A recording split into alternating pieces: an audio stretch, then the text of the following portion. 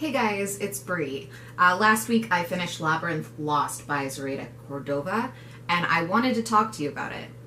If you've been around a while, you know I'm not the biggest YA fan. It's not something I normally pick up. It has to be kind of standout to begin with for me to request it or for me to purchase it. This was sent to me from Source Books. I actually requested that they please send it to me for a review because it sounded so interesting. It's about a young girl named Alex. She's a bruja, which is basically kind of like a witch. And she, on her death day, which is like the bat mitzvah or quinceañera for brujas, accidentally banishes her entire family to this place called Los Lagos. Los Lagos is like a kind of purgatory where people wait until they go into like heaven or hell. Her whole family are brujas, and so when she goes there, she finds out that they're potentially going to be used for a terrible, terrible purpose, and that if she doesn't act quickly, she's never going to get her family back. There's a lot of really interesting stuff going on in this story, and I really, really liked it. First off, I really liked Alex as a character. I thought that she was relatable and enjoyable. She's the kind of person who has reason to be scared of her power, and perhaps takes it a little bit too far.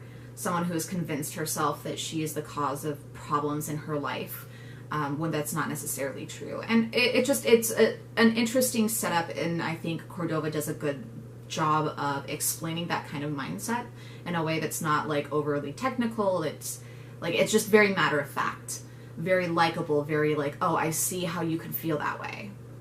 There are two primary side characters, Nova, who's a brujo, and Rishi, who is Alex's best friend.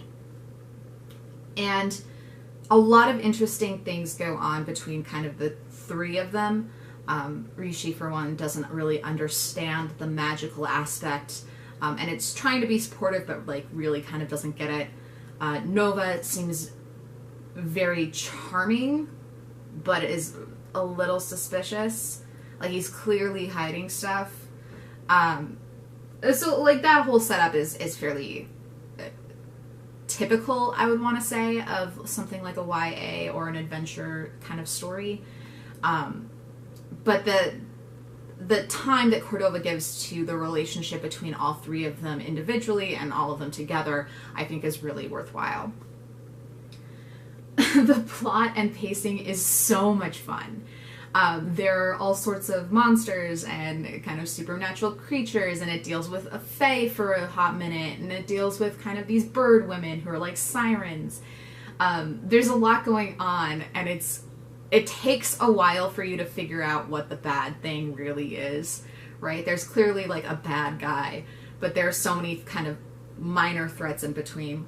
It does a good job of playing with a lot of the fairy tale aspects of a world like Los Lagos, right? It's very much a what you say you want is what you're going to get, so you have to be careful and specify your terms.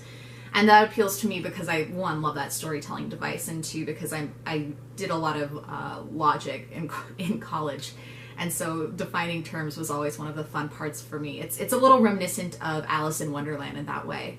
One of the big things in Alice is that they're always asking her to define her terms. I liked a lot of the different elements. I liked the family element. I liked the magical element, which was quite fun and quite complex in her world building. I liked a lot of the relationships and the creatures, and again, the world building just generally speaking. There's a lot of fun. I think Cordova said that what she really wanted to make was kind of a Latina Charmed.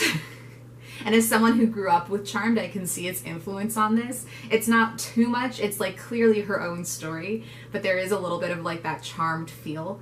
I don't know. There was just a lot that I really liked about this one. If you picked up Labyrinth Lost, you should let me know what you think of it, because I quite enjoyed it and I'd be interested to hear your thoughts. You know the drill. Comment, like, and subscribe.